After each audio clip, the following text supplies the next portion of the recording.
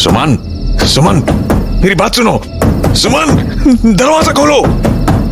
सुमन, सुमन, सुमन। मेरा प्यारा बेटा, थोड़ी देर में हर तरफ दिवाली जैसी रोशनी होगी, देखना।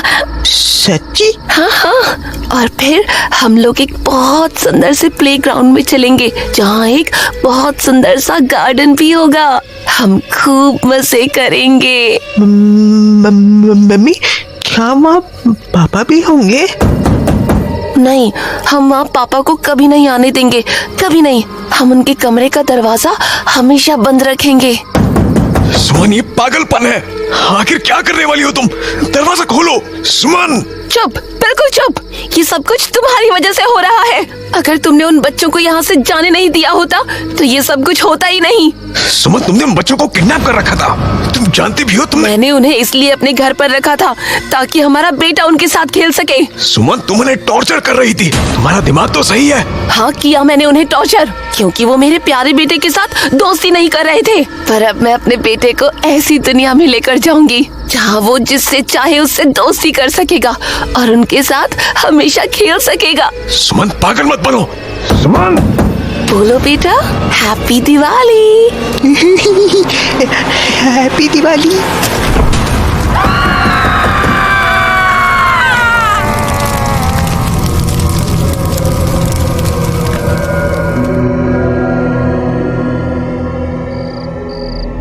उस रोज मैं और डब्बू खेलकर घर लौट रहे थे, तभी हमें एक पुराने घर से किसी बच्चे के रोने की आवाज सुनाई पड़ी।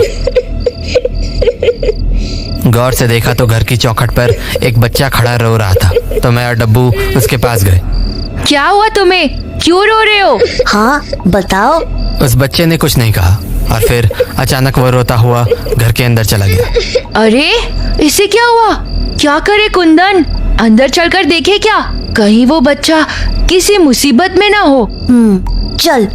तो हम लोग उस घर के अंदर चले गए, पर अंदर जाते ही वो बच्चा मानो कहीं गायब सा हो गया। उसकी रोने की आवाज तो आ रही थी, पर वो बच्चा कहीं नहीं दिख रहा था। हम उस बच्चे को ढूंढ ही रहे थे कि हमारा ध्यान घर पर गया। घर काफी पुराना सा था और उसकी दीवारें काली पड़ चुकी थी। हमारे सामने एक सीधा रास्ता जा रहा था, जिसके सीध में एक बंद दरवाजा था। थोड़ी दूर आगे जाने के बाद हमें अपने दोनों तरफ दो रास्ते जाते हुए दिखे। हम अपनी बाईं ओर वाले रास्ते की तरफ कुछ दूर आए ही थे कि हमें अपने सामने की दीवार पर एक पुरानी सी तस्वीर टंगी हुई दिखी। गौर से देखा तो उस तस्वीर में वही बच्चा था जो हमें दरवाजे के पास रोता हुआ मिला था, और उसके अगल बगल शायद उसके माँ बाप थे। मैं उस तस्वीर को देख ही रहा था कि मुझसे डब्बू ने कहा, कुंदन, हाँ ये तो वही बच्चा है ना? हाँ, पर ये कहाँ चला गया? पता नहीं, पर तुझे नहीं लगता कि ये तस्वीर काफी पुरानी है?